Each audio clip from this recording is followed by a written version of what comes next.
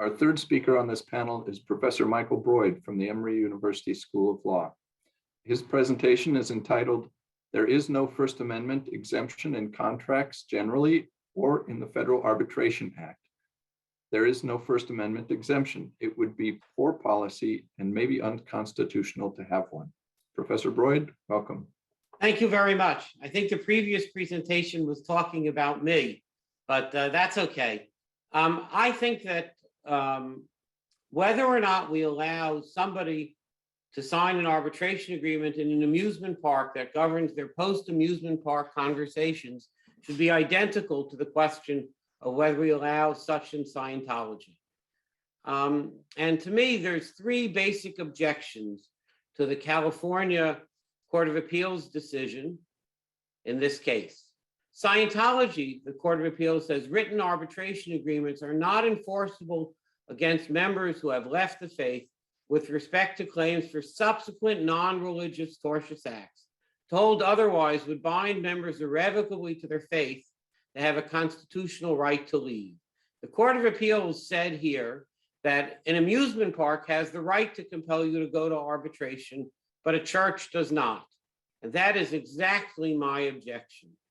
This opinion is thrice wrong. It's inconsistent with the Constitution, it's inconsistent with federal law, and it defies common sense. It's inconsistent with the Constitution because the court has said many times that secular and religious institutions need to be treated on the same playing field.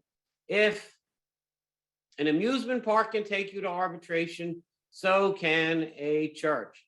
It's inconsistent with the Federal Arbitration Act because the Federal Arbitration Act requires that states enforce arbitration agreements. And it makes no distinction between religious or secular arbitration agreements. And whatever is the rule for an amusement park is the rule for a church. And more importantly, it's inconsistent with common sense as well. People are allowed to make agreements that bind them in ways that law cannot compel them to be bound. The simple fact is that people come to an amusement park and they decide, do they want to sign the arbitration agreement and be bound by its provisions or not? And the same thing is true with the church. The general contract defenses, duress, unconscionability, apply all the time. Imagine a baker who contracted to bake a wedding cake for a same-sex wedding and then discovered in their faith that they objected to this cake only after they signed the contract. Who wants to let people get out of contracts because they have a good faith religious exemption to a contract that they signed already? It is crazy making and opens contracts to a very subjective faith test that further frays the neutrality of law in an area of law that ought to be exceedingly, exceedingly neutral.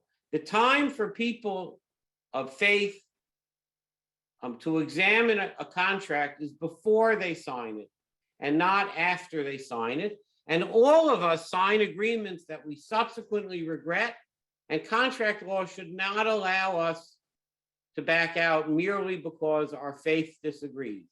Let me add, by the way, that I have no problem with Congress prohibiting all arbitration in a field, like Congress recently did for all pre-dispute contracts of arbitration in sexual harassment. But I just don't want to let I don't want to let the law draw a distinction between an amusement park and a church. Thank you all very much. And thank you particularly to Leanne for organizing this conference.